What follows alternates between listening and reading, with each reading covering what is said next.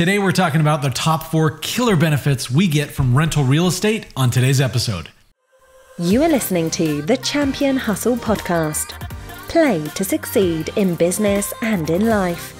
Featuring Levi Hunsaker and Ryan Black. Welcome to the Champion Hustle podcast. My name is Ryan Black. And my name is Levi Hunsaker. And I tell you what, I am super excited about what we're going to be sharing today. How you doing, Ryan? Oh, I am doing awesome. This is one of the things we are so passionate about. There are so many killer benefits to rental real estate. And especially in a time like this, man, I love sharing this information with other people because a lot of folks just don't even know, right? They don't know all the cool benefits that there are with rental real estate. And so lots of different investments out there, and we've talked about different types of investments on previous episodes. But today we're going to dive deep into why rental properties are the bomb. And why you should have them. Exactly. And you know, we've all heard the saying, you know, when's the best time to buy a rental property? Right? 10 years ago? Yeah, 10 years ago. When's the second best time to buy a rental property? Right now. Right now. And I think that'll become much more clear to you as to why as we dive through these. So let's jump in. Top 4 benefits. You want to kick us off, Ryan? Sure.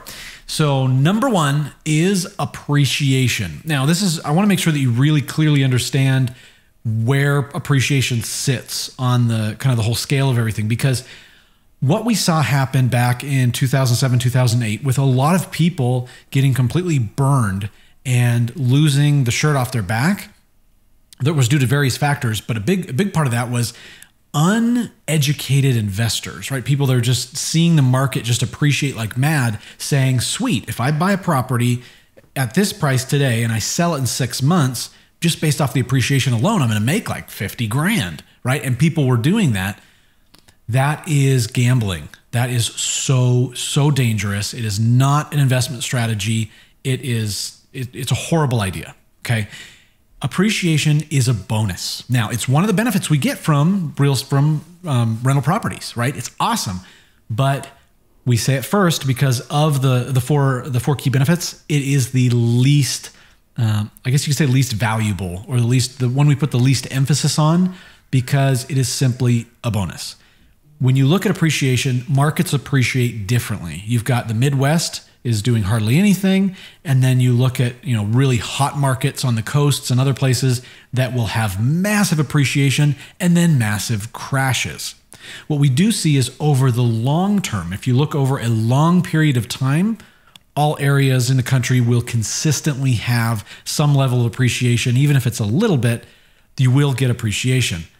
But that is something that we simply do not bank on. It is a bonus. So I hope that's very clear. I want to differentiate us from the folks who simply say, well, I invest based on appreciation.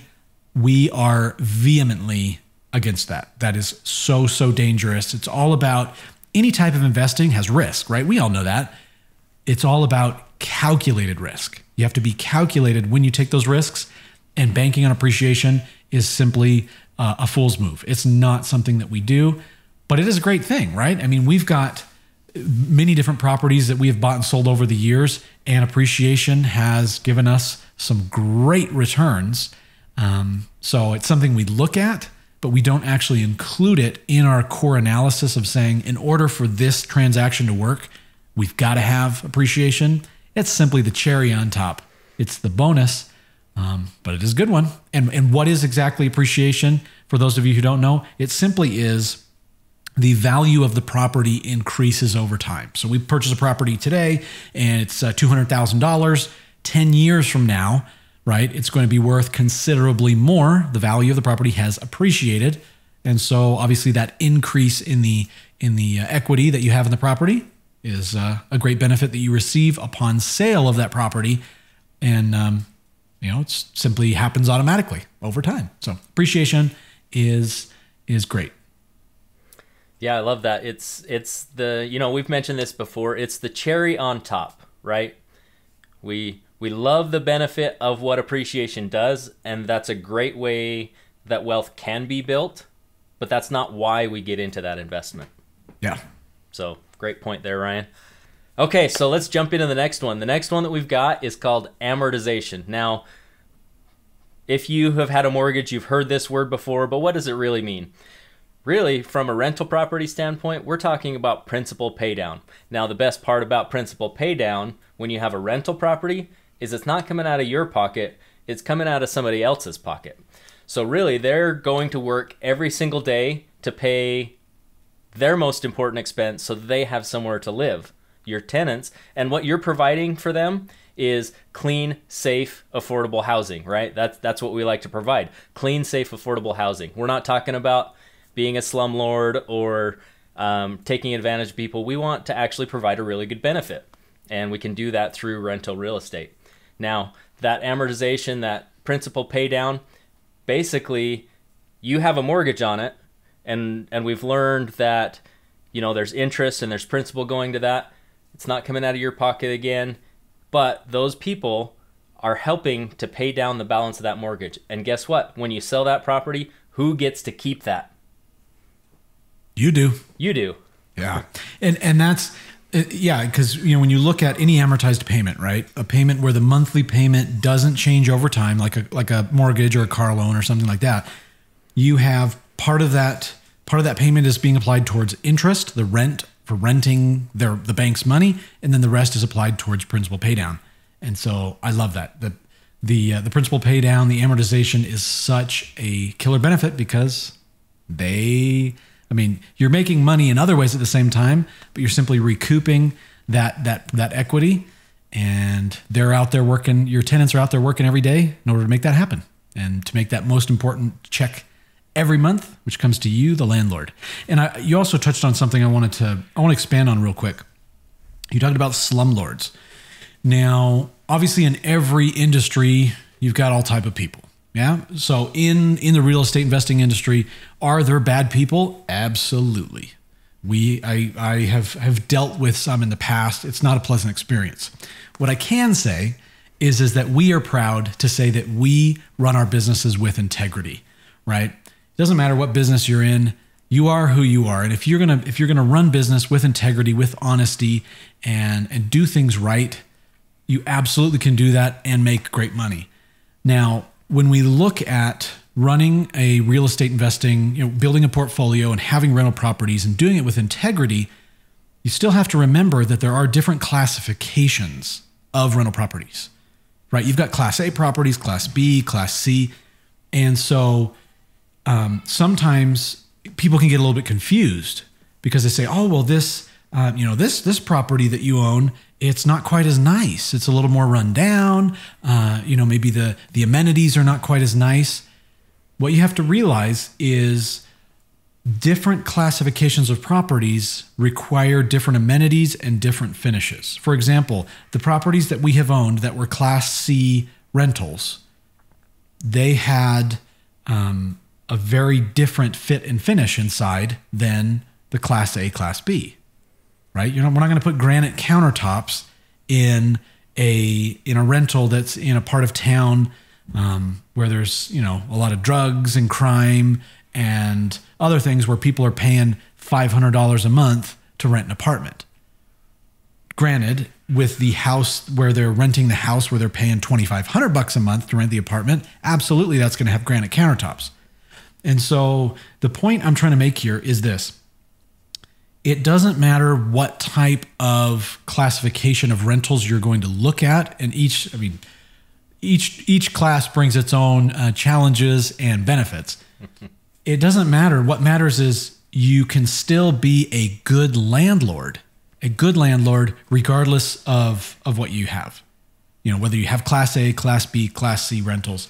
And so just keep that in mind, that and some people, they don't like that. They say, well, I want all my rentals to be beautiful and really, really nice. Well, then don't buy Class C rentals, because you can still have cheap rentals that are for lower income tenants and that don't have the fancy amenities that you might want in your personal residence.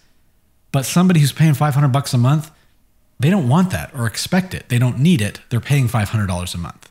So there in every segment of the market, there are different requirements, things that are expected, so you can still provide safe, sanitary, and affordable housing for people, not be a slumlord, provide what they need, make sure that, it meets their needs, yet not go and be crazy with amenities that they don't want, need, or expect at that price point.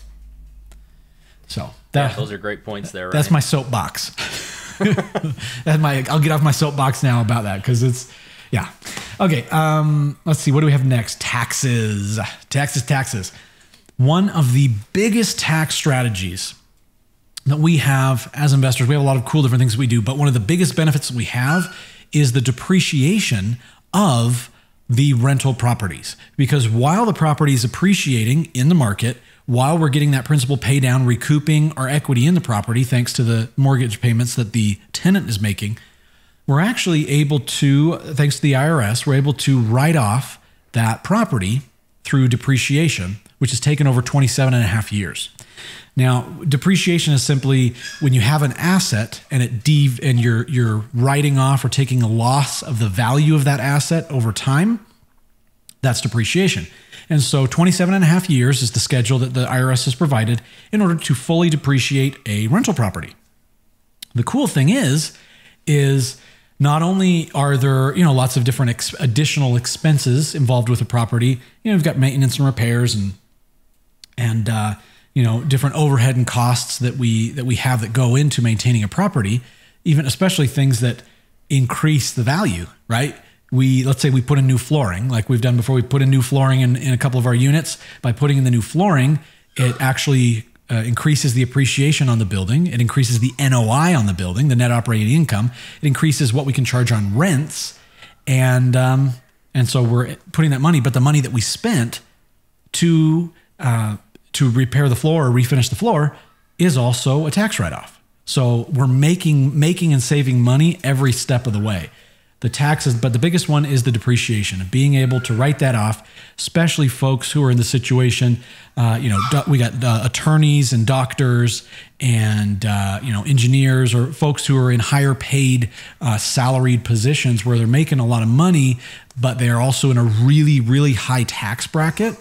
Those types of people are much more, can really benefit by acquiring rental properties, if nothing else, for that depreciation.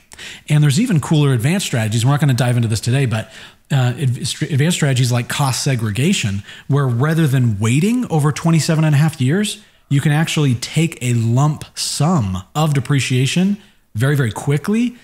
And so if you're saying, you know what, I'm going to buy a couple of properties this year, but I need $150,000 in tax deductions to offset what I've been doing in other businesses or what my, salaried income has been given me this year.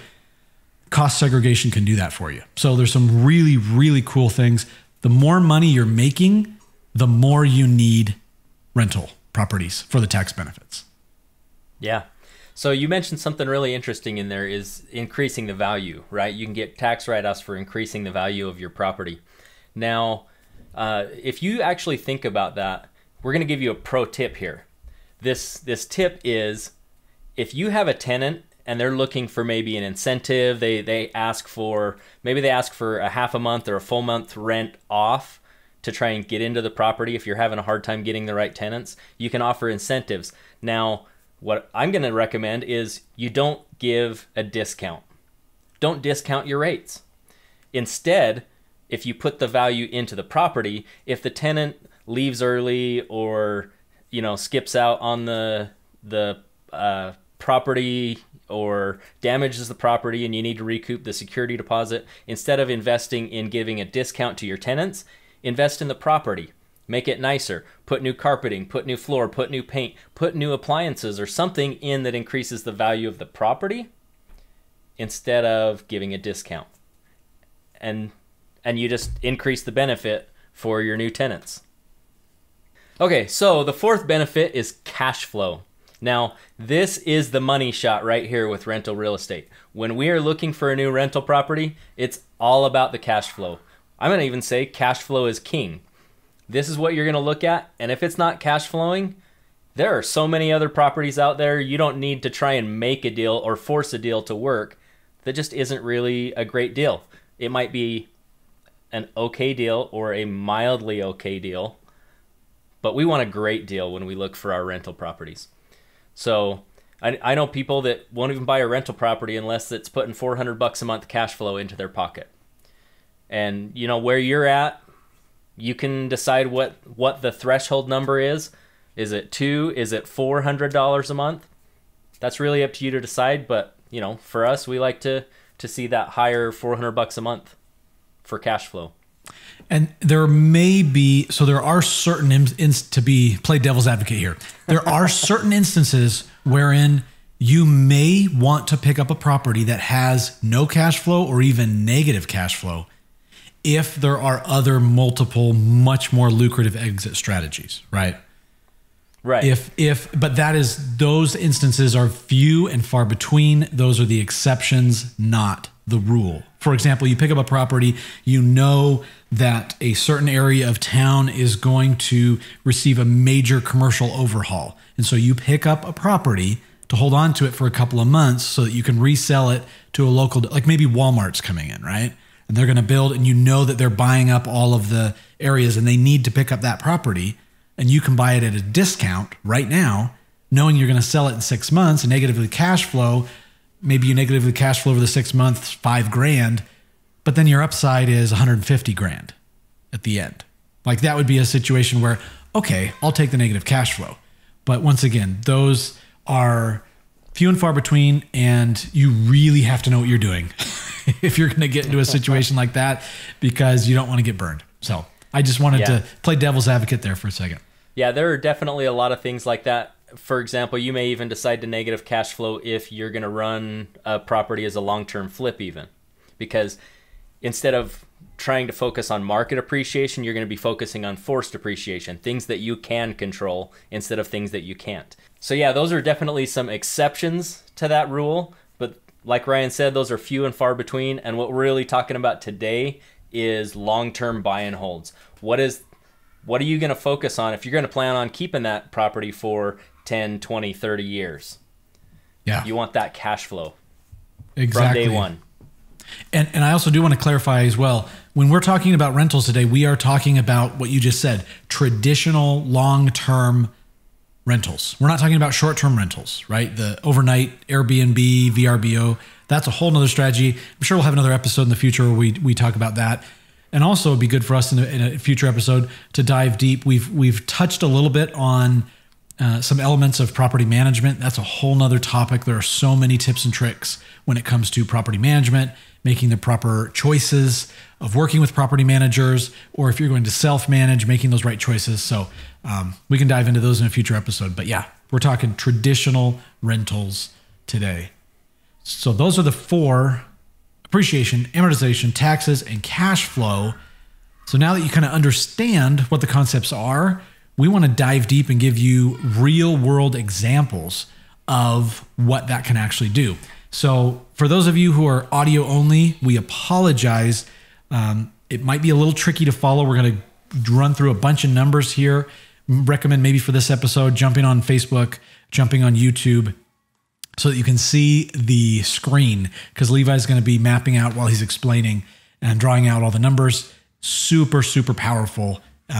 So with that, Levi, show us the magic. How does this all come together? Let's dive in. Yeah, like Ryan said, jump in, and you can see we're going to try and explain this all out as best we can if you're just listening on the audio. But yeah, jump into the Facebook group, jump on YouTube again, and connect with us there and kind of see how this is drawn out. So we're going to actually put this into practice, right? We've got the 4 benefits of the rental property that we're talking about here. Let's talk about a practical example here. So we've got, let's say we have a property, and we're going to keep these numbers simple. Obviously, you can go do these same numbers on your own property, but we want to do round numbers to keep the math easy, because hey, we're going live here, and sometimes when you're on the spot, you don't math good. Yep. So it's rounded numbers. That's right. Fine. So what we're going to be talking about here is we're going to say we pick up a property for $100,000. And for those of you on the East or West Coast or in high appreciation markets, you're thinking, there's no way. These are all over the place in the Midwest. There's even properties that you can pick up for like $40,000. So we're going to go with a $100,000 property, and we're going to buy this the traditional way. So you have a property that's $100K, and we're going to do a 20% down payment of $20K. Okay. So we're going to start looking at this. All right. We have our 4 quadrants of value here. So appreciation, and that's going to be the top left. If we look at appreciation, in Utah, where we are, the appreciation rate has been well over 5%. So we're going to use a nice round number of 5% for this year, for this example that we're doing here. And we're just going to assume that it's going there. So we're doing a 5% appreciation rate. Now, what that means is that first year, we're going to look at the first year of a rental property. That appreciation is going to be $5,000 that year. What kind of return does that give us? Well, we put $20,000 into it. And so that gives us a 25% return just in appreciation that first year. 25% return on the cash that we put into the deal. Yes, so correct. 25% ROI. Okay. On our initial investment of $20,000. Okay? Because that's how we're looking at it as an investment. The next one is principal pay down. When we look at principal pay down, that first year, if you go look at an amortization table of this loan, what you're going to see is about $1,100. Okay? You had a mortgage for 12 months and you only paid $1,100 of that mortgage in the first year. But compared to our $20K investment, that is about a 5.5% return on your cash. So cash on cash return. Okay. All right, so let's jump down into the next one about taxes. Okay, the average rental in the United States generates between $5,000 and $6,000 a year in write-offs. We're going to just pick an easy number. We're going to say $5,000 a year. Okay. Okay, but remember that's at a certain tax rate. So we're going to say add a 30% tax rate. That gives us about a $1,500 savings in taxes just by having that rental property. If we take that over our initial $20,000 investment, that gives us a 7.5% return. And then the last one. What about the depreciation? That the depreciation is already in the taxes, the tax savings, yeah. And the last one is cash flow. And as we look at cash flow, this is where we initially bought the rental property, why we decided to buy it. But look at all the other benefits that we're getting. The initial cash flow, we're saying that this rental generated $100 cash flow a month for $1,200 a year over the initial $20K investment. That right there is a 6% return. Now, if we actually take a look at that and exclude appreciation out of this, what we're going to see is a 19% return, not including appreciation. That's incredible. Where are you seeing that kind of return right now? Not the stock market. No, it's not pretty. I think I'm at like 0.1% right now. It finally made it back positive, so that's a good thing. But 19% 19% return without taking into account appreciation. And this is the way I like to look at it. Say, okay, that's a good return. And then we add appreciation back in. And that gets us up to a 44% return in the first year. Year one. Wow. And these are pretty conservative. Obviously, these are projections, but they're very realistic with what I've seen. And I know with what you've seen in the investments that we've been doing over the last few years, it in a very conservative way, we're talking $100,000 property. Imagine if it were a $500,000 property. Yes. So, the way I like to look at this is, have you ever heard of the rule of 72? Yes. Can you tell us about the rule of 72, Ryan? I don't remember. I've heard of it, but I can't remember it right now. Okay. I believe I can't remember. You tell us. If you take the number 72 and divide it by your interest rate, let's say it's 10%. Well, you don't want the percent on there. But if you divide that by 10 for 10%, that's going to take you 7.2 years to double your money. How many years at 44% does it take to double your initial investment? That would be 1.7 years. 1.7, so less than 2 years, right? But it gets better. So let's really dive into this next example, and let's look what happens as you go into year 10. Okay, we've held this property, and we get into year 10, and we're going to do the same kind of analysis. And basically, this just jumps in. You have appreciation, you have amortization, you have your taxes, and you have your cash flow, right? In year 10, that same appreciation at around that 5% appreciation per year goes up to $7,750. Divided by 20K is a 38.8% return. Awesome. Wow. Jump into amortization. The principal pay down that somebody else is paying has gone up from $1,100 a year to $1,700 a year over your 20K investment. You have 8.5% return. So now all of these pieces from your initial investment are increasing in the rate of return. And your taxes, really the taxes are going to stay about the same. Your depreciation, your other expenses, for the most part, some years you'll have more or less, but on average, you're going to stay about the same on a rental property. So we're still at that 5K at 30% and $1,500 savings over your 20K. 7.5%, still the same there. But what's cool is rents appreciate as well. So the amount of rent that you're charging is going up constantly each year. And so now instead of the $1,200 a year in this example, I think I did a 3% appreciation on the rent, the growth on the rent coming in.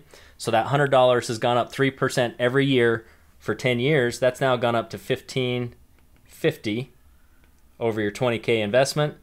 Now from 6%, it's now up to 7.8% per year. So now that's also increasing over time.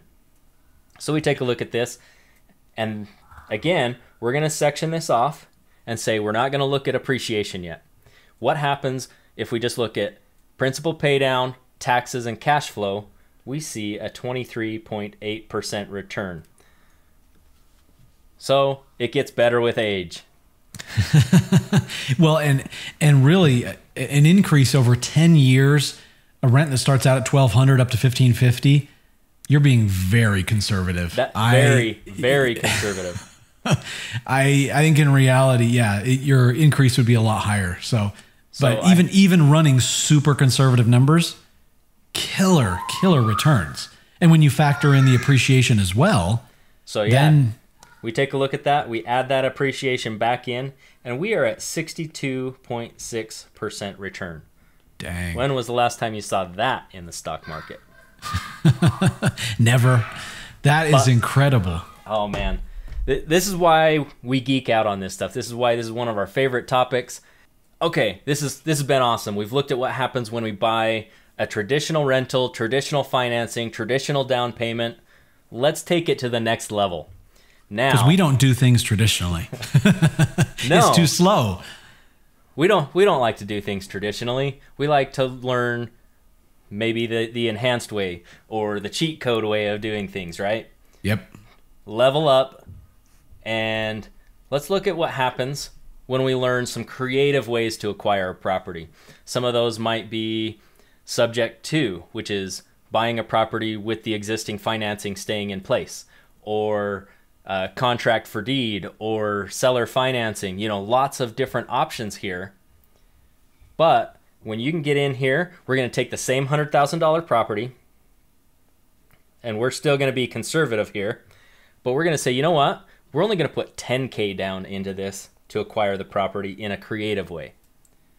So which you absolutely can do. We have done it before.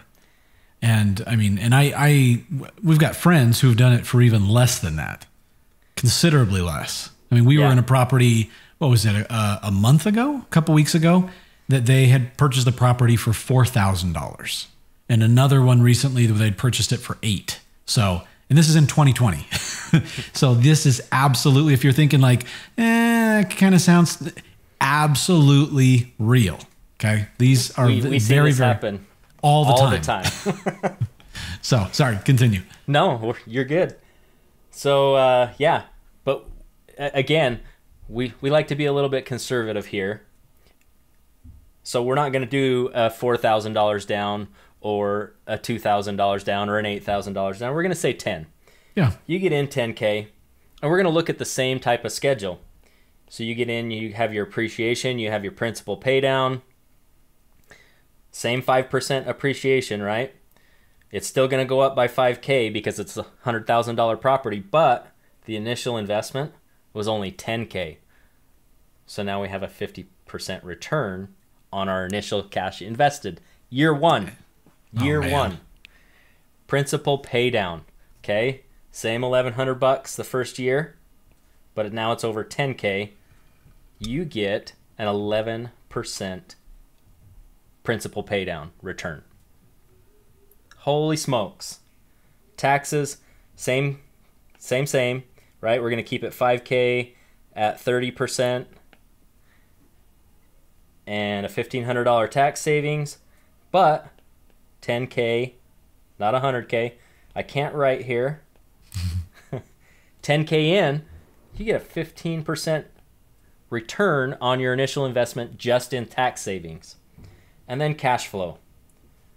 Now this is where it gets fun because cash flow, again, remember cash flow is king for a long-term buy and hold. What we're going to see is $1,200 that first year over your 10K, 12% return. So now, again, we're going to do the same thing. We're not going to look at appreciation. That's our bonus. The other three, principal pay down, taxes, cash flow, that comes in at a whopping 38% return. Now, what did we learn about the rule of 72? In order to see how long it takes to double your money, you take 72 and divide it by your return. So in our case, that would be 1.9 years. So now, without appreciation, when we buy creatively, we see doubling our money in 2 years. Yeah. Less than 2 years. But let's add appreciation back in there. So we add that 50% appreciation. We see an 88% return. And 88 would be more than 72. Just a little bit. So last time I checked, that means you're getting over a 100, you're doubling your money within the first year. Yeah. That is credible. But let's keep going. We're going to hold this rental long term. What does it look like in year 10? So really, let's dive in. Year 10. We get the same things going on, right? You've got your appreciation, principal pay down, taxes, and cash flow. Now, same numbers, right? The property appreciated at the same rate. We have $77.50 coming in that year in appreciation, divided by our initial 10K, and you get a 77.5% return on the appreciation. And we're just going to take that, just like in everything else, and set that aside. That's our bonus. Mm-hmm. Principal pay down, we're going to come in. That's gone up to $1,700. And 10K investment, we have a 17% return just by somebody else paying down the mortgage for us. Thank you. Thank you. Come again, right? Okay, taxes. We get our same 5K in taxes at 30% return or tax rate, $1,500 tax savings over the 10K initial investment. Same thing there, 15%. That's still a fantastic return. Double-digit returns there. Yeah. And then year cash after flow. year after year. Yeah. Cash flow, $1,550. Same increase in rents over time, but it's over the 10K investment. We see a 15.5% return. That right there gives us a 47.5% return without even talking about appreciation yet. No appreciation involved yet. 47.5%. Rental real estate is incredible. But let's get crazy and add the appreciation back in. when we consider appreciation over the 10 years, 125% return on that initial investment. And that's where you start to see tens of thousands of dollars or even six-figure returns on your rental real estate. Incredible. Well, and you can take it even one step further. What if you used the creative acquisition, and rather than using $10,000 from your personal resources, you use somebody else's money and raise that? Yeah, raising private capital's an amazing way to do it. And what happens when you do that? Then your return is infinity percent. Because you feel like a third grader when you say that? Yeah, because then you haven't put any money into the deal at all. It's just, can you guys see why we're so passionate about this? Rental real estate is so incredibly powerful. When you compare it to the other options that are out there, it's just not, everything else pales in comparison. We have a bunch of different strategies. I mean, you guys know we're real estate investors. You know, that's what we do. And we just, I mean, there's all a bunch of different cool strategies that we're doing, but traditional rentals are a cornerstone of what we do because of these killer benefits. And, you know, today was really number heavy. We broke things down, but we wanted to show to you guys how truly, I mean, it's not something mystical or mysterious or hard to understand. You break down the numbers, it's simple math, it works. It's something that's been around for hundreds of years. It's going to be around forever, right? Real estate's not going anywhere. It is a stable investment when you do it right and you know how to do it. It is incredible, the results and the returns that you can get. And, you know, our invitation for you guys is, if what we've shared today kind of piques your interest and you say, I'd love to learn a little bit more, we'd love to share some more information with you. We've got a bunch of more cool examples and tips and tricks and things. We'd love to share that info with you. Just drop a comment on the video and or reach out to us. Let us know. We'd be happy to shoot some more information your way so that you can learn a little bit more about this type in investing and how it can benefit you in building your own portfolio and creating a more stable financial future for you and your family. Yeah. So we're just going to wrap up here today. I hope you guys have enjoyed and really seen the power of what investment properties can do for you, specifically rental real estate in this example.